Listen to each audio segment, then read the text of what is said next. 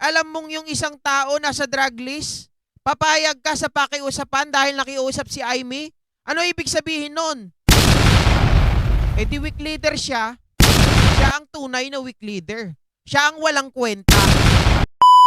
Alright, so mga kababayan, ito. Si Sara Duterte,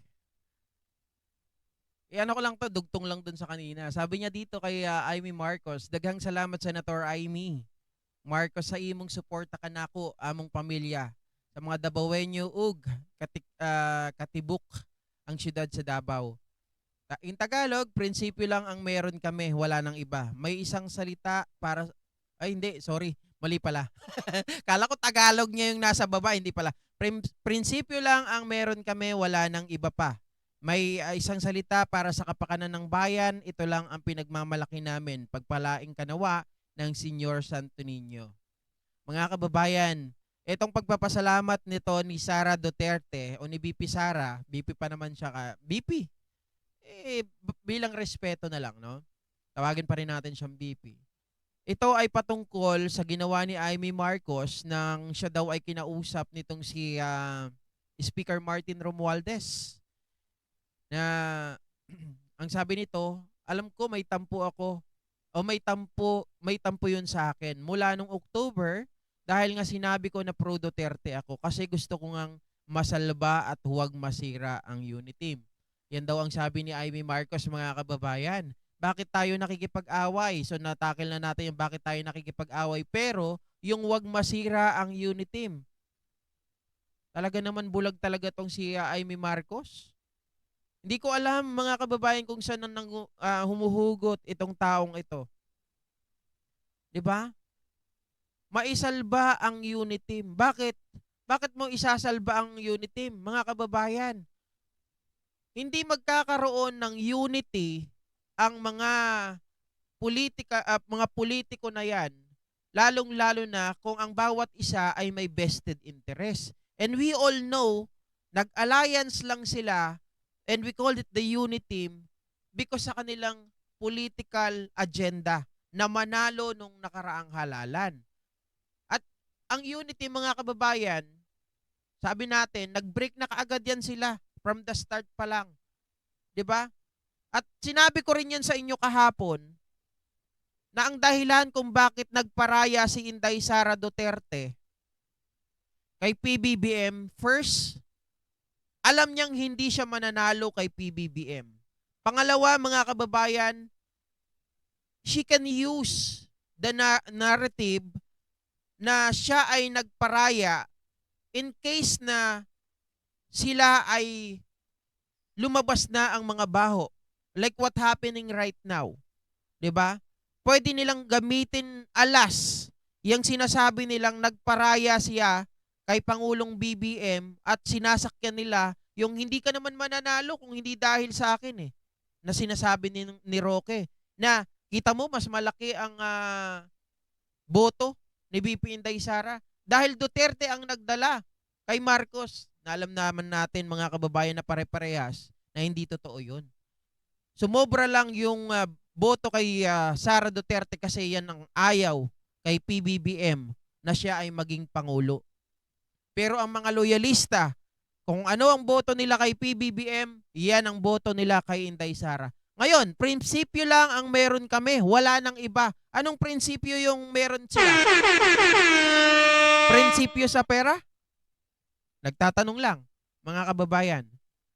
Dahil parang sabi ko nga kanina, spontaneous ang inyong mga galaw. 'Di ba? Na kayo ay hayok na hayok pagdating sa pera. Tingnan nyo, bakit sinabi kong spontaneous? Nagwala si Sara nung hindi na ibigay yung kanyang confidential funds. Nung na-question yung kanyang confidential funds na 125,000 that has been spent or that was spent or spent in just 11 days or 19 days. Tapos ito na ngayon mga kababayan, yung hindi lang yun, pati yung CIF nung siya ay mayor pa. 'Di ba? At hindi lang din yun.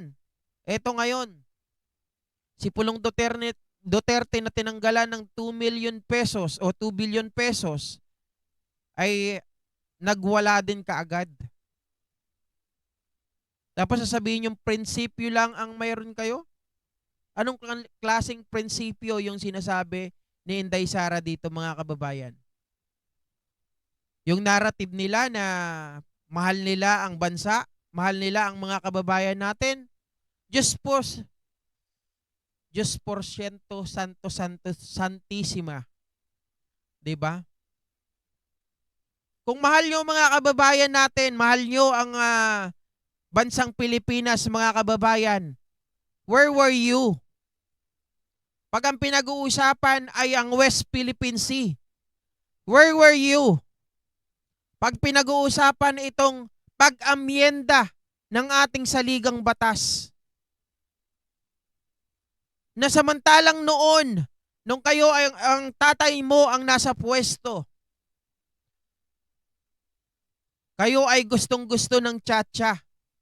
Tumanggi ng federal system ang tatay mo, oo. Pero sinabi niya, we have to do something kung ayaw nyo ng federal system. We have to do something to change our constitution that will help the Filipino people.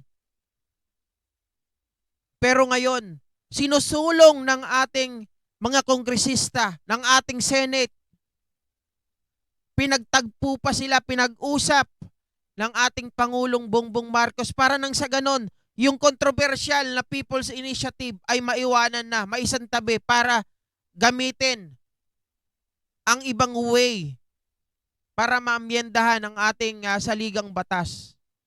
And where were you? Diba? Paano mo sabing prinsipyo yan? Prinsipyo na gusto ninyo na maamyendahan ang ating saligang batas once you are the one enthroned? Kapag nakabalik kayo sa pwesto? So what is that?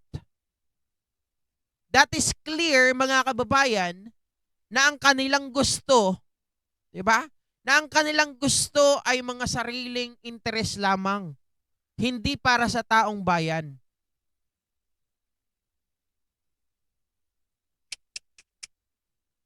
Kaya sana tayong mga Pilipino, tayong mga, di ba? Mag-isip-isip po tayo. Lalong-lalo na dyan sa mga madaling maimpluwensyahan na magkaroon naman tayo ng research. Magkaroon naman tayo ng tamang pag-iisip. Diba? Dahil pinaglalaroan na tayo ng mga taong ito. Ito si Amy. Hindi raw nangaaway ang mga Duterte. Talaga ba? Diyos mio, Marimar. Amy. Amy Manotok Duterte. Pasa ulit. Romualdo Leonen, Idol, may new movie si Daryl Shoklayap starring Mang Kanor, ang berdugo ng bayan, co-starring Amy China Duterte, your man, husband grabber. Hindi ko pa alam yan kung totoo. Cheryl Santa Maria, Amy Manotok Duterte. O kita nyo na, parehas kami. Nilda Galvez, iba na ang content ni General Almoranas. Nag-focus sa singing music video ang ginagawa ng PEG. Natakot, mga kababayan. Nagpapalamig lang yan. Nagpapalamig. Diba? Totoo ba?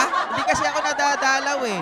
Basta ang last na pagkakita ko doon sa sinabi niya, ay parang nagmamakaawa siya dito sa PNP Chief General Benjamin Acorda. Na yun nga ang paliwanag niya na hindi raw siya ang gumawa, hindi daw siya ang naglagay nun. Akala niya siguro, mga kababayan, magpapalit ng isip itong si Benjamin Acorda. Sana wag, 'di ba? Para nang sa ganun ay hindi tayo tapak-tapakan. Ilocana ka na, shout out. Watching from Florida, like that. Thank you so much sa'yo, ma'am. At syempre, good morning dyan sa inyo, no? Mami Rupina Baiza na windang na si Amy. Ay, ewan ko dyan si Amy. Diyos ko. Diyos mio, Marimar. Hindi ko na malaman kung anong pwedeng gawin dyan. Not sick. O, basahin ko ha. Hindi ko i-skip kahit alam ko namang basher ka. Salamat, BP Sara, sa pakikiramay sa mga namatay dahil sa landslide. Yan ba ang narrative nyo ngayon? Not sick? Na sila ay nakiramay sa mga namatay sa landslide samantalang si PBBM ay nag-concert. Yan ang narrative nila ngayon eh. 'Di ba? Pero pare-parehas naman tayo ng sinasabi ng pinagtatanggol namin si Tatay Diggs dati. Hindi kailangan pumunta ng Pangulo doon. 'Di ba? Pwede siyang magsabi makiramay through Viber, through social media. Because mga kababayan, simpleng-simple lang sagutin. Not sick. Alam ko yung gusto mong sabihin eh. Pag pumunta ba ang Pangulong Bongbong Marcos doon, sino ang aasikasuhin? Yung mga namatay o si PBBM? Palagay mo. Siyempre yung security ni PBBM. Yung security ng ating leader ng bansa natin. Paano kung may mangyaring di maganda doon? Mga kababayan, imbis na makatulong, di pa kalalo pang makagulo. Hindi na natin mabibigyan ng time. Hindi na natin magagawa yung mga gustong trabaho o yung tamang trabaho o tamang trato na gagawin dapat doon sa mga namatayan. 'Di ba? Dahil yung atensyon natin mapupunta kay PBBM. Siyempre hindi mo pwedeng pabayaan 'yan. Agree ako sa sinabi mo, ginamit ni Sarah si PBBM. Katulad ngayon, ang ingay nila tapos lumalabas na ang mga baho ng Duterte. Yan talaga mga kababayan. Yun ang nakikita ko dyan. Yan talaga yung take ko dyan. Na siya ay nagparaya in order for her that they can use in the future our President BBM. Diba? That they can use it. She can blackmail. Wala kang utang na loob, Presidente. Nagpasailalim ako sa'yo. Nagparaya ako sa'yo. Dahil alam ko. Di ba? Ganito, ganyan. Blah, blah, blah. Yada, yada, yada. Not sick. Ito na naman. Nasa narcolis si BBM. Nasa listahan ng mga drogista. Kaya nagmamakaawa yan si Amy. Nasaan naman ang hanggang ngayon wala nga kayong maipakitang pulburon video eh. Nasa drug list pa. Nasaan ang drug list? Di ba? At ang drug list na yan, mga kababayan, ngayon nyo pa ba pinaniniwalaan yung drug list na yan? Eh si Ka Eric nga, nasa drug list din. Ang daming mga nasa drug list. Yung si Peter Lim na kaibigan niya, anong nangyari? Di ba? So, ganito na lang, sabihin natin, kung nasa drug list talaga si PBBM, pinagbigyan niya si Amy. Diba? Pinagbigyan, sabi ninyo eh. Ibig bang sabihin, weak si Duterte? Natae si Duterte? Bakit ka mo? Isang leader, alam mong yung isang tao nasa drug list, papayag ka sa pakiusapan dahil nakiusap si Amy? Ano ibig sabihin nun? Eh di weak leader siya ang tunay na weak leader. Siya ang walang kwenta. Di ba? Ganyan ba ang batas natin pag may nakiusap, kailangan pagbigyan? Hey, that's fucking BS. Di ba? That's really a big BS.